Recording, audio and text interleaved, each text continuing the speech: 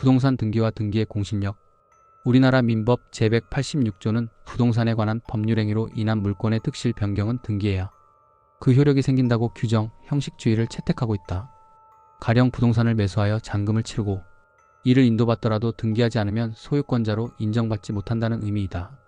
반면 1960년 우리나라 민법이 제정되기 이전 조선 민사령 제1조로 우리나라에 의용되었던 일본 민법 이른바 의용민법이라고 한다는 등기를 요하지 않는 의사주의를 채택했는데, 민법을 새로이 제정하면서 물권 변동의 존부와 시기를 명확히 하는 것이 필요하고, 물권 귀속에 관한 효력을 당사자 사이의 대내적 관계와 제3자와 사이의 대외적 관계를 통일시키고자 형식주의를 채택한 것이라고 한다.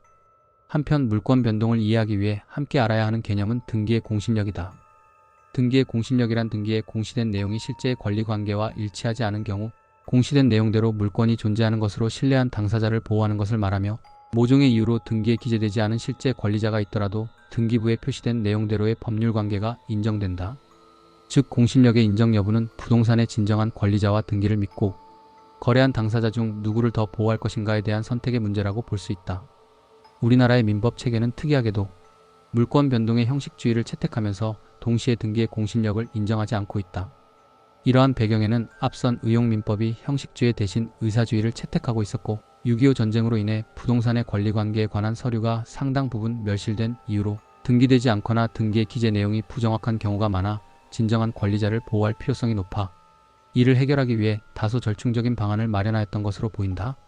형식주의와 공신력의 불일치를 해소해야 한다는 주장은 지속적으로 제기되어 왔으나, 등기의 공신력을 인정하기 위해 개편해야 하는 행정 절차와 법률 문제, 그리고 비용적인 부분 때문에 그동안 이를 위한 논의가 적극적으로 이루어지지 못하다가 최근 전세, 사기 등의 문제와 맞물려 공신력을 인정해야 한다는 논의가 다시 대두되고 있다.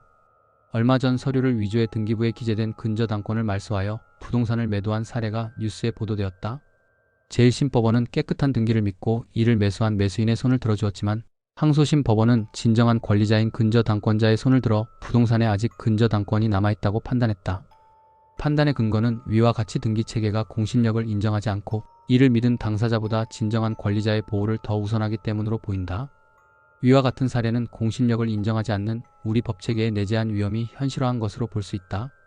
제도가 개선되지 않는 이상 유사한 사례는 계속해 발생할 수 있다. 또한 등기를 믿을 수 없다면 당연히 거래는 위축될 수밖에 없다. 다행히도 현재 국회에서 부동산 등기를 접수하면서 행정기관의 진위를 확인하게 하자는 법안이 발의된 것으로 알고 있다.